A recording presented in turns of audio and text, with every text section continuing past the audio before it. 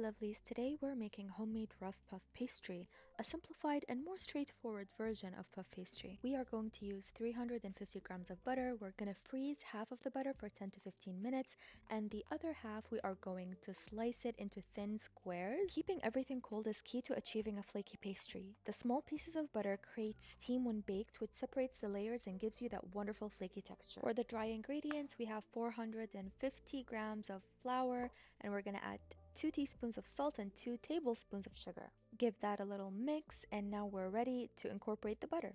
Our butter has firmed up nicely, so it's ready to grate. I like to coat mine in flour so it doesn't stick, and right now you want to work really fast because the warmth of your hand can actually soften the butter, and we want to keep everything as cold as possible to have these flakes. When you reach the end of the piece, don't risk it. Don't hurt yourself. You don't need to be a hero. Just toss the entire piece in. It's gonna be fine. Now here's a tip. You want the butter to be cold enough that it's easy to handle, but not so frozen that it becomes impossible to grate. That's why 10 to 15 minutes in the freezer should be just right. I'm going to toss them in the flour and break them up a bit just so everything's evenly distributed. And for the butter slices, we are just going to put them all inside and mix them all up. We are going to start incorporating the moisture. We're going to add ice cold water, a quarter cup at a time. You don't want too much water, just enough to bring the dough together.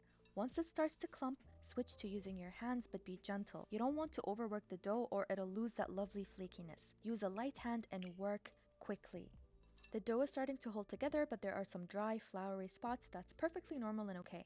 I'm gonna grab a piece of plastic wrap and gently knead the dough to bring it into a giant big clump. Don't worry about the dry parts, they will hydrate as the dough rests. And for the super dry bits in the bowl, just add a touch more water and bring them together. Now that the dough is coming together, I want to flatten it into a square. I'm using my rolling pin to shape it, and after it's shaped, I'm gonna place it in my fridge for 2 hours at least to cool down and rest.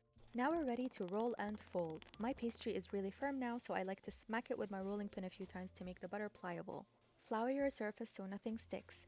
I'm going to roll it out and give it a few folds, kind of like what you do with traditional puff pastry. We want to work fast at this stage, and if the butter starts melting, put it back in the fridge. Now for the folding. This is a letter fold. Fold the bottom third up towards the center, then fold the top third over. Rotate it 90 degrees, and at this point it should be easier to roll out again since it's softened a little bit. We are going to fold the dough 2 to 3 times and then wrap it and chill it again before using it, because all that folding and rolling has been working the dough, and we need to let it rest so it doesn't get tough when we bake it. And that's it! You now have perfectly homemade puff pastry ready to use whenever you need it.